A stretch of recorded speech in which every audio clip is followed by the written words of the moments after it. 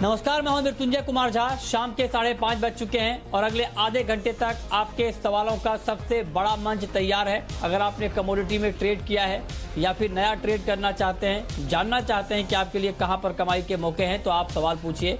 Number आप note कर लें जिस नंबर पर आप सवाल पूछ सकते हैं, 022-2300-1634। इसके अलावा आप 022-2300-1635 पर भी अपना सवाल पूछ सकते हैं।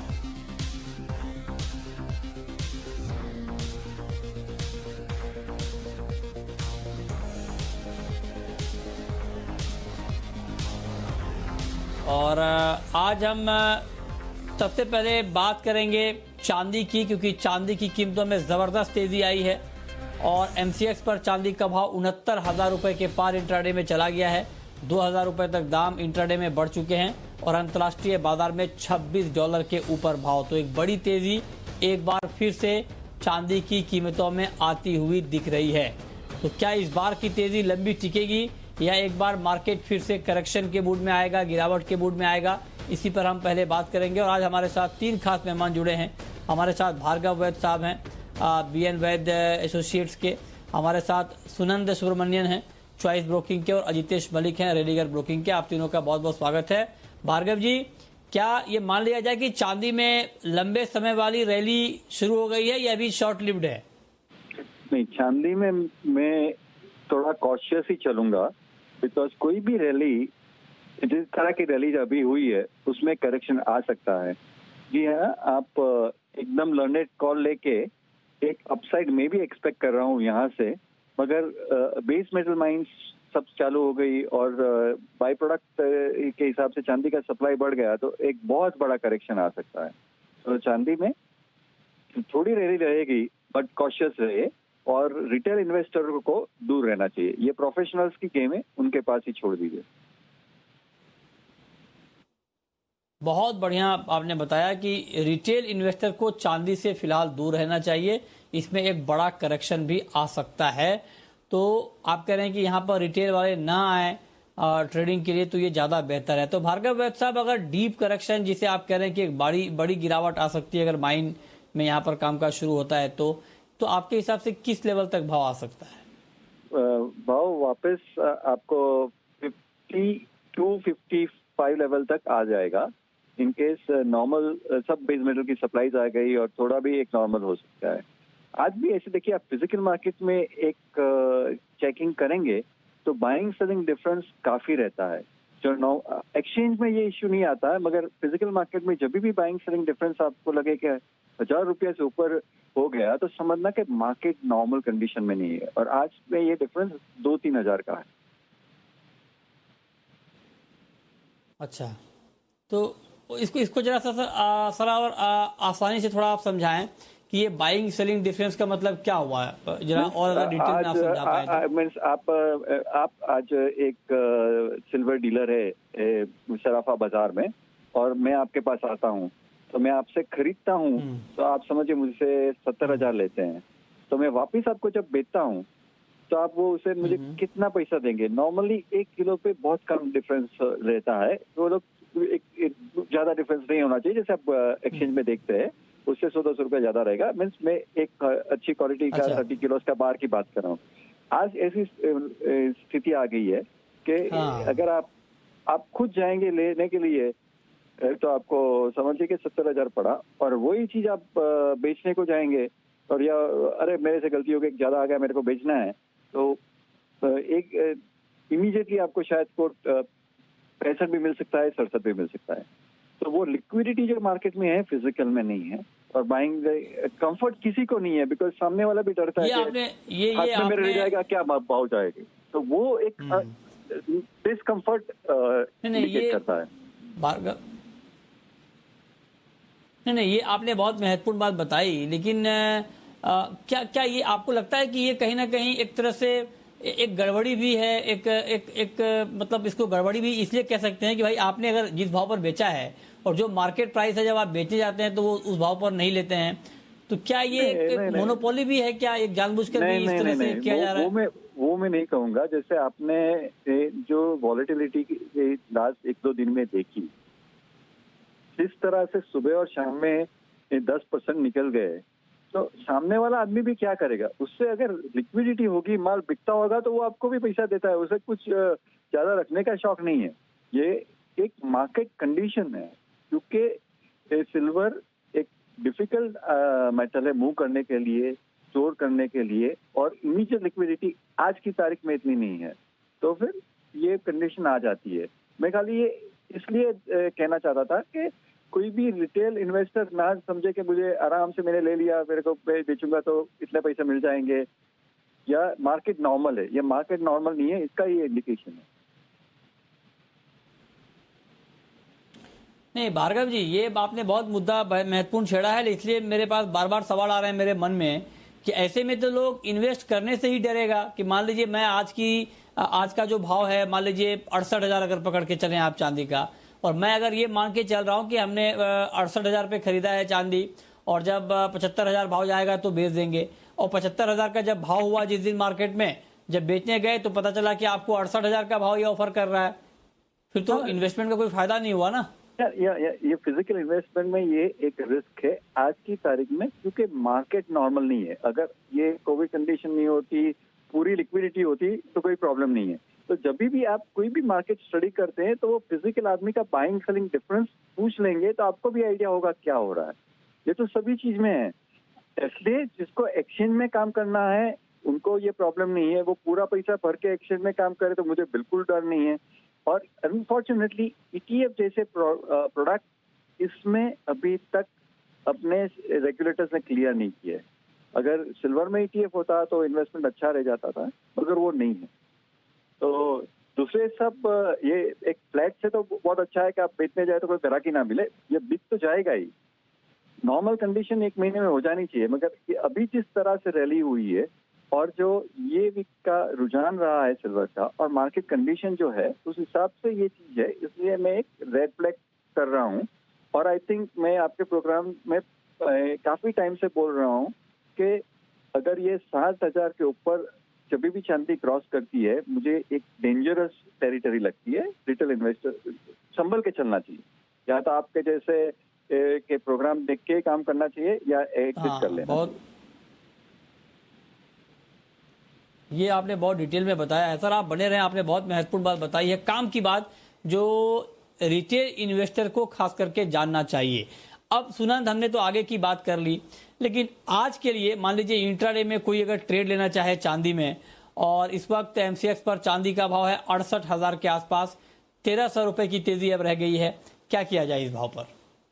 अभी फिलहाल मैं रेकमेंड करूंगा वेट करने को, बिकॉज 6 बजे के आसपास यूएस का अनएम्प्लॉयमेंट डेटा आने वाला है, तो उस वजह से मार्केट में करेक्शन एक्सपेक्टेशंस देख सकते हैं हम। क्योंकि गोल्ड एक कमोडिटी देखेंगे तो गोल्ड ऑलमोस्ट नीचे आना चालू हो गया है, तो सिल्वर में भी थोड़ा सा करेक्शन एक्सपेक्ट कर सकते हैं। तो अगर किसी को खरीदारी करना चाहता है तो 67,200 300 के लेवल्स पे खरीदारी कर सकते हैं, और 68,500 के लेवल्स तक का हाई रख सकते हैं। ये थोड़ा सा करेक्शंस के लिए वेट करना चाहिए, बिकॉज फोरकास्ट के हिसाब से आज अनएम्प्लॉयमेंट क्लेम्स का डेटा कम आएगा, जो एक अच्छा के पॉजिटिव है यूएस मार्केट्स के लिए, जिस वजह से मार्केट में करेक्शन हम एक्सपेक्ट कर सकते हैं। अच्छा, ठीक है। तो आप कह रहे हैं करेक्शन की संभावना रहेगी, आज के कारोबार में डेटा भी आने हैं, उस पर भी नजर होगी। ठीक है, अब बात कर लेते हैं गोल्ड की। गोल्ड का मार्केट अभी 300 रुपए डाउन है, और 51,950 पर है MCX पर गोल्ड का भाव। गोल्ड में भार्गव जी आपका नया आउटलुक क्या है? गोल्ड भी रेंज बाउंड रहेगा ही। एक छोटा सा, जैसे भाई साहब ने बता रहे हैं, एक छोटा सा करेक्शन हम एक्सपेक्ट कर सकते हैं, और ये करेक्शन पे आप बाइंग कर सकते हैं। मगर जिस तरह से तेजी आपने आज ये साल में स्टार्टिंग में देखी है, उतनी तेजी की एक्सपेक्टेशन नहीं करना। और आपको 1,000 रुपया तक का भी करेक्शन शायद मिल जाए एक शॉर्ट पीरियड में, और इस हिसाब से गोल्ड में बाइंग तभी शायद कर सकते हैं आराम। तो भार्गव जी, मैं एक चीज जानना चाहता हूं कि जो रिटेल इन्वेस्टर हैं, बहुत लोगों के बहुत सारे सवाल भी आते हैं इस टाइप के, जिनको मान लीजिए ETF नहीं लेना, फ्यूचर में नहीं ट्रेड करना, बॉन्ड नहीं लेना, क्योंकि गोल्ड एक ऐसी कमोडिटी है कि लोग खरीद कर अपने पास रखना चाहते हैं। तो मान लीजिए फिजिकल गोल्ड लेकर रखना हो तो क्या लिया जाए? गोल्ड बार, गोल्ड क्वाइन, और कहाँ से लिया जाए? आप फिर से कहूंगा, सॉवरेन गोल्ड बॉन्ड जो आरबीआई इशूर नंबर 1 है, उसके सिवाय आप गोल्ड बार या गोल्ड कॉइन ले लीजिए और कोई भी अच्छे ज्वेलर या बुलियन डीलर से लीजिए जिसका सिक्योरिटी सर्टिफाइड हो, या इंडियन या होगा तो बीआईएस अप्रूव्ड रिफाइनरी से हो, उतना आप चेक कर लीजिए, बाकी उसमें प्रॉब्लम नहीं है। गोल्ड की टेस्टिंग भी बहुत इजी है, स्टोरेज भी रिलेटिवली इजी है, तो उसमें गोल्ड में ज़्यादा प्रॉब्लम नहीं है, आप फिजिकल भी रख सकते हो। ज्वेलरी अगर आप लोगे तो आप शौक से पहनना चाहो तो ही ज्वेलरी लीजिए, नहीं तो इन्वेस्टमेंट मोड से ज्वेलरी अलग चीज है, वो रहेगी तो सही। लेकिन एक चीज भार्गव जी, हाँ, एक चीज सर मैं और जानना चाहता हूँ कि जैसे मान लीजिए कोई फिजिकल में गोल्ड खरीदने जाता है और मान लीजिए गोल्ड खरीदा, उनको 3% का जीएसटी तो देना पड़ेगा, और जब वही गोल्ड वो बेचने आएंगे तो उस जीएसटी का नुकसान होगा, इसका कोई उपाय है क्या? नहीं, वो तो जैसे हमने बताया कि गोल्ड बॉन्ड में कहा कोई ईटीएफ में हुआ तो इसमें नहीं होता है। बाकी एक ही चीज हम कह सकते हैं कि आप लिखिए फाइनेंस मिनिस्टर को कि भाई गोल्ड पे जीएसटी हटा दे, या बाइंग किया तो थोड़े टाइम के लिए क्रेडिट करे, बिकॉज ये इसमें किसी बुलियन डीलर का या मार्केट का कुछ फायदा नहीं है।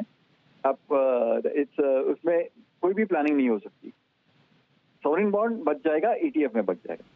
नहीं, ये तो आप नहीं, प्लानिंग तो सर, क्या ये मैं एक चीज मैं पूछना चाहता हूं, क्या ये एक रास्ता हो सकता है क्या कि आप डायरेक्ट गोल्ड नहीं खरीद के किसी एजेंट के थ्रू लें, तो जब आप बेचने जाए तो आपको जीएसटी का बेनिफिट मिल जाएगा, इस तरह का कोई रास्ता है क्या? वो एक स्ट्रक्चर्ड, वो परमिसेबल थिंग मैं नहीं मानता हूँ, मैं कभी ऐसा नहीं कहूँगा, सलाह दूंगा नहीं, सॉरी। अच्छा, ठीक बात है, कह रहे हैं वो ठीक तरीका नहीं है। मतलब ये है कि आप अगर फिजिकल गोल्ड लेना चाहते हैं तो आप जाके गोल्ड बार गोल्ड कॉइन ले सकते हैं, लेकिन सर्टिफाइड लें, बीआईएस हॉलमार्क वाला लें, और फिर आप उसको रख सकते हैं। और भार्गव जी का कहना है कि अगर गोल्ड बॉन्ड लेंगे तो ये ज्यादा बेहतर होगा।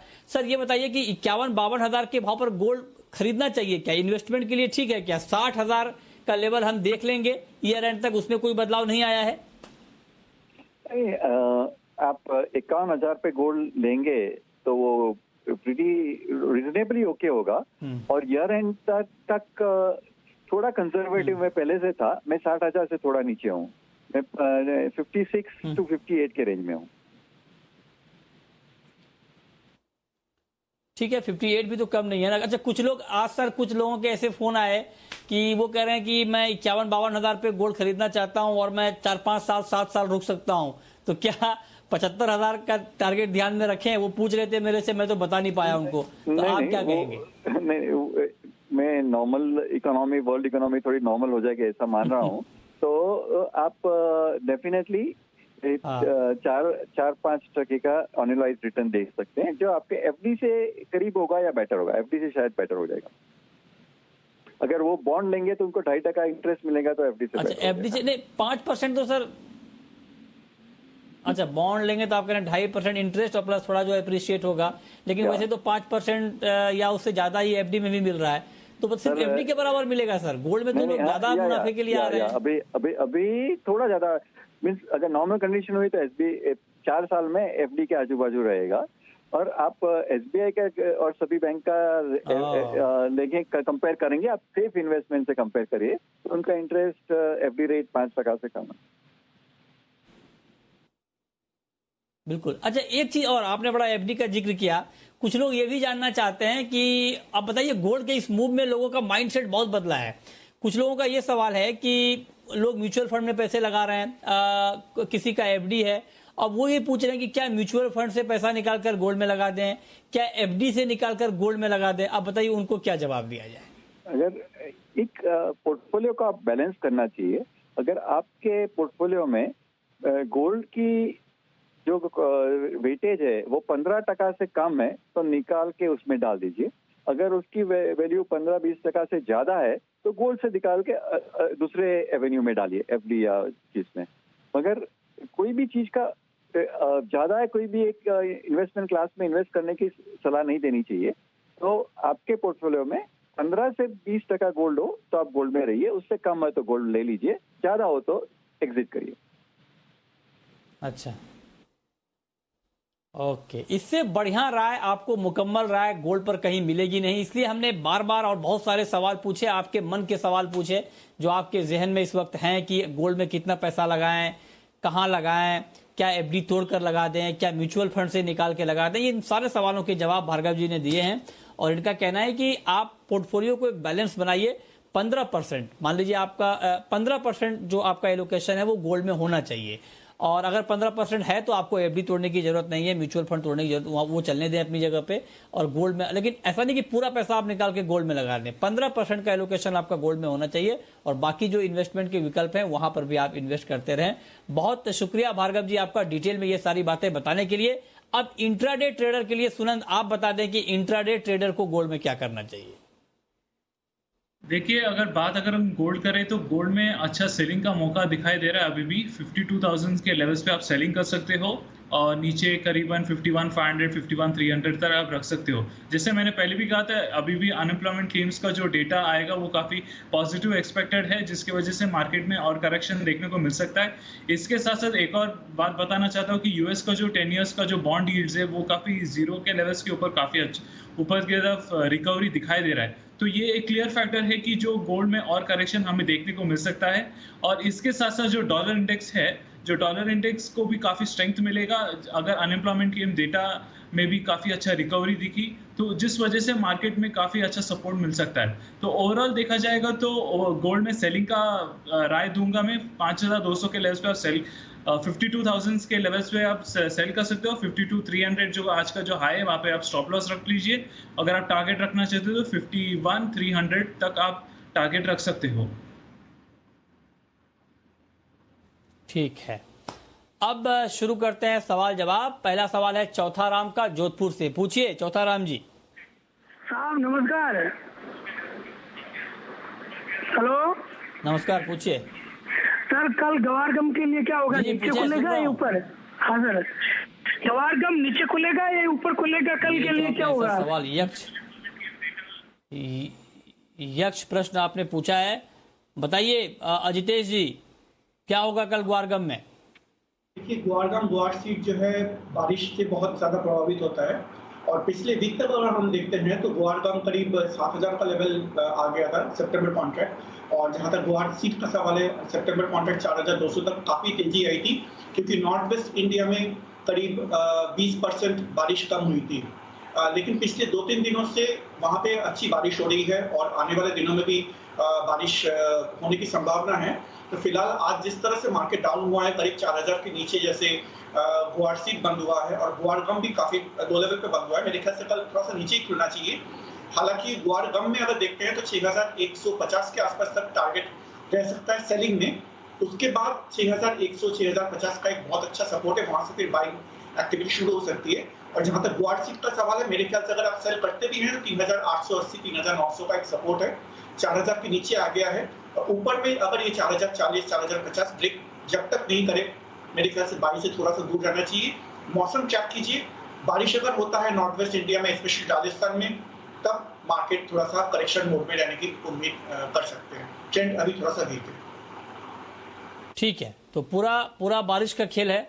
आगे की बारिश को लेकर क्या खबर रहती है? पिछले 2-3 दिनों में बारिश हुई, उसका बड़ा इम्पैक्ट आपने ग्वार पर देखा है, लेकिन आगे की बारिश बहुत महत्वपूर्ण है, क्योंकि ग्वार की खेती के लिए बहुत महत्वपूर्ण है कि बारिश हो। अगर बारिश नहीं होगी तो फिर ग्वार की क्रॉप को लेकर चिंता बढ़ेगी। आज हालांकि हमने कुछ एक्सपर्ट से बात की थी ग्राउंड रिपोर्ट को लेकर, उनका ये कहना है कि इन 2-3 दिनों की बारिश में भी ग्वार की बुआई बहुत नहीं बढ़ने वाली है, और पिछले साल के मुकाबले ग्वार की बुआई बहुत कम रहने वाली है। देखते हैं आगे आंकड़े किस तरह के आते हैं। अगला सवाल तारा का है, बीकानेर से। पूछिए तारा। नमस्कार। हेलो, नमस्कार, पूछिए सर। जब चांदी या सोना खरीदने जाते हैं, हाँ जी, सोना या चांदी खरीदने जाते हैं तब तो जो भाव होते हैं वही देते हैं वो, और बेचने जाते हैं तो 8-8 हजार कम देते हैं वो। अरे मैडम, आपने जो सवाल पूछा है, इसी सवाल पे भी बहुत लंबी बहस हुई है। यह सवाल आपका बिल्कुल जायज है, और इसी सवाल पे अभी हमने बहुत लंबी चर्चा की है। एक एक्सपर्ट थे हमारे साथ, भार्गव वैद्य साहब, उनसे हमने यही सवाल बार बार पूछा। उन्होंने कहा कि जब इस तरह का सिनारियो बने कि मान लीजिए आपने खरीदा और जब बेचने आप जा रही हैं तो आपको 8,000 रुपए कम दिए जा रहे हैं, इतना गैप होता है, तो उनका ये कहना था कि ये अनस्टेबल मार्केट का साइन है, मतलब मार्केट स्टेबल नहीं है, स्थिर नहीं है। तो ऐसी स्थिति में आपको कम से कम चांदी नहीं खरीदनी चाहिए, ये उनकी राय थी। बाकी आपको खुद फैसला करना है। उनका ये कहना था कि चांदी का मार्केट अभी स्टेबल नहीं है और चांदी में इस तरह की दिक्कत आपको आएगी कि आप लेने जाएंगी तो आपको 70,000 पे चांदी मिलेगी, बेचने जाएंगी तो आपको 65,000 62,000 का भाव दिया जाएगा। तो ये मार्केट अस्थिरता के संकेत हैं, ये बात उनका कहना था भार्गव वैद्य साहब का। तो आप फिलहाल चांदी से दूर रहें, ये उनकी राय थी। गोल्ड में आप बाइंग कर सकती हैं, ये सुझाव उन्होंने दिया है। ठीक है, आगे बढ़ते हैं, कुछ और कमोडिटी की बात करते हैं। पवन, इस बीच पवन जुड़ रहे हैं हमारे साथ यूपी से। पूछिए पवन जी। सर जी, मेन्था ऑयल जो है सितंबर में, अगर सितंबर तक मेन्था, अगर कोई बेस्ट भाई कहाँ से ले सकते हैं हम, जो है ले सकते हैं या नहीं ले सकते हैं, हमें ये बताइए जो है थोड़ा सा। क्योंकि जून में जो मेन्था आया था फसल का, उस समय तेज था और अब डाउन है। आगे डाउन आएगा या अप आएगा, क्या स्थिति है? ऊपर में हमें कहाँ मिलेगा, नीचे में कोई बेस्ट भाई बताएं आप कहाँ लें। बताइए अजितेश जी, बेस्ट बाइंग लेवल मेन्था में क्या है? देखिए, दो बाइंग लेवल है, अभी तो 979 के आसपास चल रहा है। एक तो है अगर कुछ करेक्शन आता है, क्योंकि इसमें वॉल्यूम अभी फिलहाल कम है, तो 950-55 तक अगर आता है तो वहाँ पे बाइंग बन सकती है। या फिर मार्केट में अगर क्लोजिंग 1010 के ऊपर अगर जाता है तो वहाँ पे भी बाइंग बन सकता है 1040-50 के टारगेट के लिए। और नीचे में करीब सपोर्ट जो है 930-35 का फिलहाल अभी सपोर्ट बना हुआ है। तो ये दो लेवल है। या तो थोड़ा सा करेक्शन में अगर 15-20 रुपए करेक्शन है कर लीजिए, क्योंकि इसमें वॉल्यूम काफी कमजोर है। या फिर अगर मार्केट में एक वन साइडेड मूवमेंट होता है, अगर ये 1000 का लेवल ब्रेक करता है तो उस टाइम भी बाइंग बनने की चांसेस बन सकती है। ठीक है, विनायक जुड़ रहे हैं इस वक्त हमारे साथ अंबरनाथ से। पूछिए विनायक जी। सर, मुझे अभी अगर गोल्ड में खरीद करना है तो मैं प्रिफर कर रहा हूँ ETF में डालूं, गोल्ड बीज ETF में, तो क्या वो सही रहेगा? अच्छा, ETF, हाँ ये अच्छा सवाल आपने पूछा है। बताइए सुनंद जी, ETF में पैसा लगाना चाहते हैं, ये गोल्ड ETF में लगाना चाहिए इनको? मेरे हिसाब से तो अभी थोड़ा सा वेट करना चाहिए। अगर 50,000 रुपीज तक वहाँ पे आ जाता है ना, वहाँ पे एक अच्छा मौका मिलेगा खरीदारी के लिए। ओवरऑल ट्रेंड फंडामेंटल्स अभी भी काफी सपोर्टिव है, बट हम अभी भी थोड़ा सा एक करेक्शन मोड में एक्सपेक्ट कर रहे हैं। सिर्फ बात आज की नहीं है, आने वाले दिनों में भी जैसे जैसे इकोनॉमिक एक्टिविटीज रिकवर होगी तो गोल्ड में थोड़ा करेक्शन आना बनते हुए देखने को मिलेगा। और डॉलर इंडेक्स में अगर कोई स्ट्रेंथ देखने को मिला तो फिर उसमें भी उस वजह से भी मार्केट में भी थोड़ा करेक्शन मिलेगा। सिंस आपने ETF की बात की, तो ETF में 50,000 के लेवल्स पे आप खरीदारी करके बैठ सकते हो और लंबे तौर तक 55,000 56,000 तक आप एक्सपेक्ट कर सकते हो। विनय है हमारे साथ छत्तीसगढ़ से। पूछिए विनय। सर मैं बोल रहा हूँ, मैंने सिल्वर में 60,000 रुपए में सेल करके बैठा है, तो कब तक मार्केट आ जाएगा कम्युनिटी सिल्वर में? 60,000 में जी। Oh my God. बताइए सुनंद जी। देखा जाएगा तो 60,000 काफी नीचे का लेवल था सेलिंग का। आपको थोड़ा वेट करना पड़ेगा, क्योंकि मार्केट कभी भी नीचे आ सकता है, ऐसे कोई कंडीशन नहीं है। थोड़ा टाइम तक वेट कीजिए, बट एक स्टॉप लॉस के लेवल भी आप रख लीजिए 68,500 69,000 पे भी रख लीजिए, वो एक सेफ कीपिंग है आपके लिए भी। बट थोड़ा सा लंबा वेट करना ज़्यादा बेटर रहेगा, क्योंकि एक्सपेक्टेंसी है मार्केट फिर भी 60,000 आने की भी उम्मीद दिखाई दे रही है। ठीक है, और अब वक्त है रैपिड फायर राउंड का।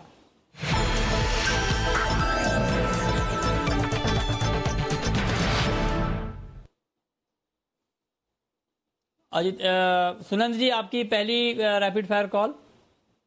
मेरी पहली rapid fire call M6 lead पे रहेगी। लेड पे आप खरीदारी कर सकते हो 153 लेवल्स पे।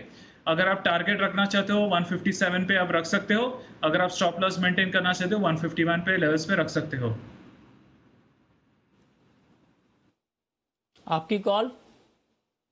जी, मुझे तो एग्री मार्केट अभी फिलहाल डाउन ही लग रहा है। स्पाइसेस में आप धनिया देख सकते हैं, टेक्निकली थोड़ा सा वीक लग रहा है। सितंबर कॉन्ट्रैक्ट 6550 पे सेल कर सकते हैं।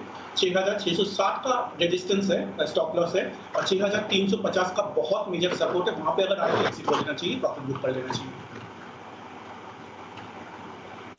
ठीक है, आपकी आखिरी कॉल सुनंद। मेरी आखिरी कॉल भी एग्रो मार्केट्स में है, स्पाइसेस कॉम्प्लेक्स में ही है। हल्दी में आप सेल कर सकते हो सितंबर कॉन्ट्रैक्ट में 5800 के लेवल्स पे आप सेल कीजिए। अगर आप स्टॉप लॉस रखना चाहते हो 5930 पे आप रख लीजिए। अगर आप टारगेट रखना चाहते हो 5500 तक आप टारगेट रख सकते हो। बहुत शुक्रिया सुनंद आपका और अजितेश जी आपका हमारे साथ जुड़ने के लिए, बताने के लिए कमोडिटी में कहां पर कमाई के मौके बनेंगे। तो फिलहाल इस बुलेटिन में इतना ही।